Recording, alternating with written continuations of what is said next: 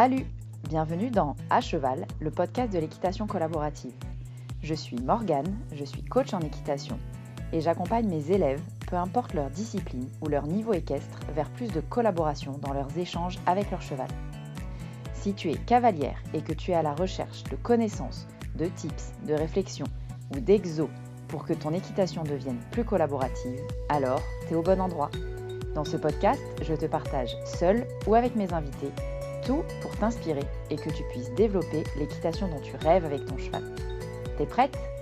Allez hop, à cheval ! Salut ! Avant de commencer cet épisode, il faut absolument que je te dise quelque chose. On va parler ici de la peur, notamment de la peur à cheval, parce qu'on est sur un podcast où on parle d'équitation.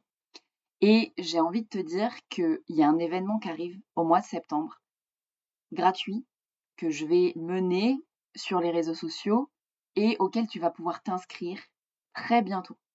Donc, si jamais tu ne me suis pas encore sur les réseaux sociaux, va me suivre sur les réseaux et va liker quelques posts pour que Insta te mette sous le nez les infos que je vais mettre au sujet de cet événement, si jamais tu as envie d'y participer.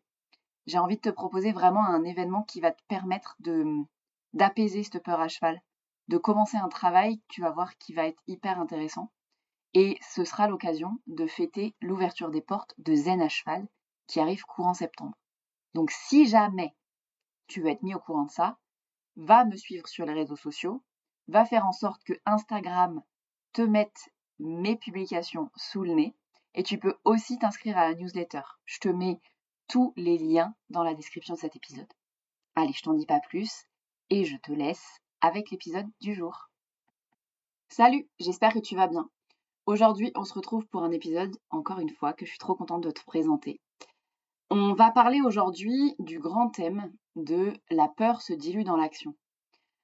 Cette idée d'épisode, elle m'est venue d'une citation que j'ai vue passer sur les réseaux sociaux, sur le profil d'un mec qui fait de la préparation mentale, il me semble.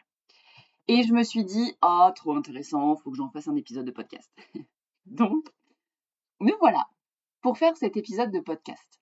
Évidemment, on va parler de peur et donc, on va parler du sujet ici qui nous occupe et qui m'occupe, moi, une grande partie de mon temps avec mes élèves, c'est la peur à cheval. On va l'adapter, du coup, à la peur à cheval spécifiquement, mais je pense qu'il y a des choses qu'on va dire sur la peur à cheval qui peuvent tout à fait se retrouver sur des peurs en général. Parce que la peur est une émotion et qu'on ne va pas travailler une émotion différente si elle est dans un contexte ou dans un autre. Bref, quoi qu'il en soit, il y a un truc hyper important à comprendre. C'est que notre système nerveux autonome, il a 3 façons de réagir face à une situation. Une situation qui nous envoie de la peur, du stress. Notre système, il va avoir 3 possibilités. Il va fuir, partir très loin, courir très vite. Ou même pas très loin, pas très vite, mais juste se soustraire à la situation. Il va pouvoir se mettre en mode combat. Donc là, c'est combat, quoi. Ou alors, il se fige. C'est vraiment 3 situations qui sont permises par notre système nerveux autonome et on n'est pas tellement capable de faire autre chose que ça. Le truc hyper intéressant, c'est que une fois qu'on est là-dedans, eh bien, on peut se rendre compte qu'on est là-dedans, déjà, prendre un peu de recul. Et pour sortir de ça, ça se dilue dans l'action. L'action, pas n'importe comment, pas tous azimuts, etc.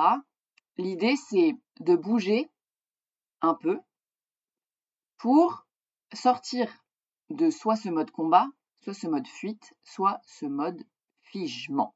Figement, c'est le mot français. Et la peur à cheval, sur la peur à cheval, ça veut dire quoi ? En fait, il y a un truc super intéressant, c'est que aussi la peur, elle s'entretient par les histoires qu'on se raconte, les scénarios catastrophes qu'on se raconte. On a vécu un truc où on a vu quelque chose se faire avec les chevaux et on s'en raconte des histoires, on le rumine, il tourne en boucle dans notre cerveau et ça entretient soit le figement, soit la fuite, souvent figement et fuite. Ok, rarement combat. Mais souvent figement et fuite, c'est ce que je rencontre le plus chez les personnes qui ont peur à cheval. Donc, une fois qu'on a repéré qu'on est dans ce truc-là, ça veut dire quoi? Si on est dans la fuite ou dans le figement, on peut être amené à arrêter de monter à cheval, par exemple. Ça peut être une forme de fuite, ça peut être une forme de figement. On peut être amené à cheval à se crisper, se figer, c'est une forme de figement. On peut être amené à partir complètement ailleurs dans notre tête. C'est une forme de fuite.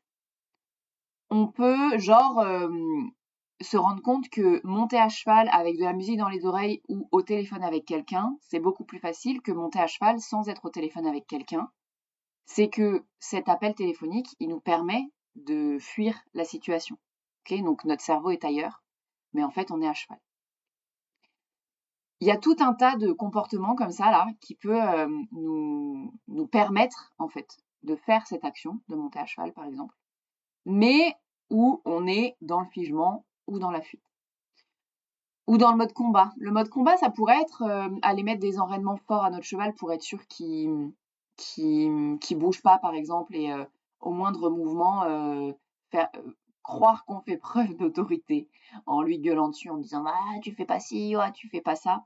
Ça pour moi ça peut être une forme de combat enfermant pour le cheval et c'est pas vraiment épanouissant ni pour nous ni pour notre cheval. Et quoi qu'il en soit dans les trois façons de fonctionner là, on n'a pas vraiment l'impression de progresser sur notre peur à cheval. On n'a pas vraiment l'impression d'apaiser cette peur à cheval. Et donc, le sujet de cet épisode de podcast, c'est de sortir de ça, de se permettre d'apaiser sa peur à cheval. Et comment on fait? La peur se dilue dans l'action. Mais quelle action et comment? Il y a un truc super intéressant, c'est une fois qu'on s'est rendu compte qu'on avait peur à cheval, ce qui est déjà une super première étape, et une fois qu'on s'est rendu compte qu'en fait, on fonctionne d'une ou l'autre des manières dont je vous parle là, par exemple, on peut prendre du recul sur la situation et se dire, ok, donc là, aujourd'hui, je fonctionne comme ça, il se passe ça, ok. Maintenant, qu'est-ce que je fais avec ça? Moi, j'adore me permettre et permettre à mes élèves de se poser la question. Qu'est-ce qui est ok pour moi de faire? De faire, je répète, de faire, de se mettre en action pour faire quelque chose.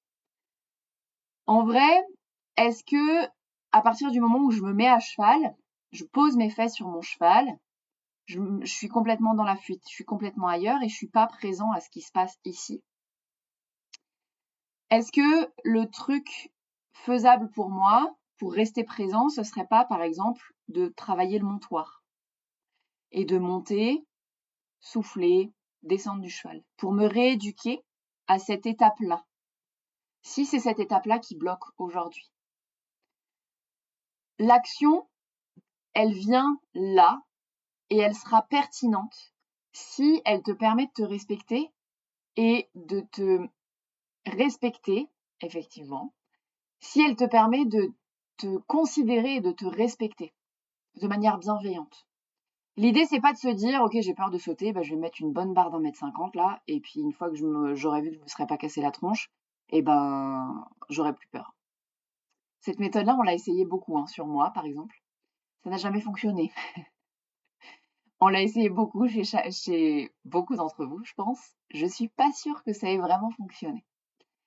L'idée, c'est vraiment de se rééduquer petit pas par petit pas, de se mettre en action petit pas par petit pas, petite action par petite action, et de voir, de s'observer, de parler avec ce qui se passe chez nous, de interroger ce qui se passe dans notre corps, de se reconnecter en se disant, ok, est-ce que j'ai des sensations corporelles qui me montreraient que je suis en train de me crisper, je suis en train de me figer ou pas, qui me montreraient que je suis en fuite ou pas? Le fait de ne plus rien sentir de son corps quand on est à cheval, par exemple, ça peut être une fuite. Bref, tout ça, c'est presque du travail thérapeutique, mais c'est du travail sur les émotions et sur la reconnexion à soi et ce qui est ok pour soi et ce qui est ok dans le cheminement pour aller vers notre objectif qui est d'être complètement serein à cheval.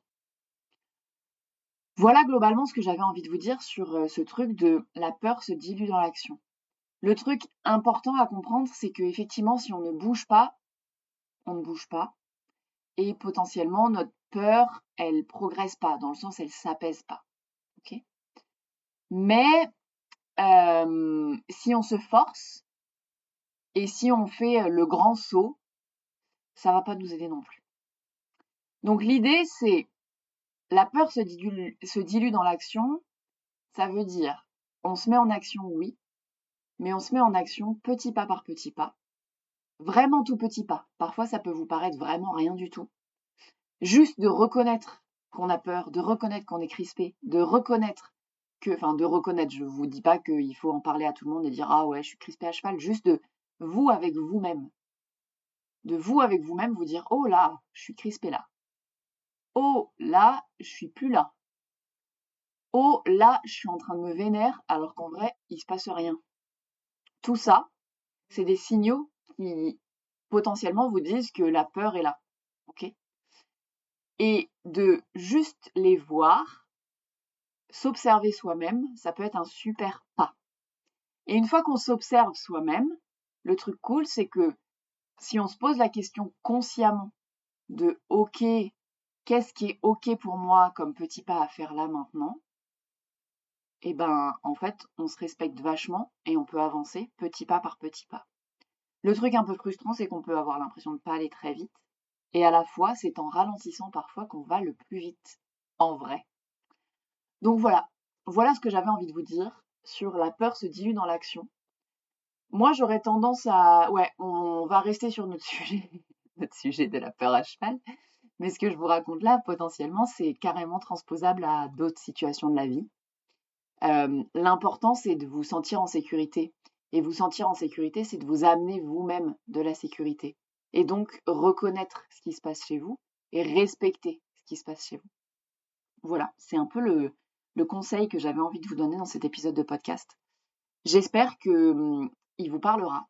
J'espère que ça permettra à certaines d'entre vous d'avancer avec plus de peut-être de bienveillance envers soi-même. Parce que je sais que parfois on se juge, on se déteste même d'avoir peur à cheval. On se trouve ridicule, bref, on se juge quoi. Et pour autant, c'est en s'observant, en se posant et en dialoguant avec soi-même en fait, que souvent on peut progresser et apaiser cette peur à cheval. Voilà, c'est ce que moi j'ai vécu, c'est ce que beaucoup de mes élèves vivent dans le programme Zen à cheval notamment. Et donc, c'est vraiment le sens de ce que j'avais envie de te partager ici.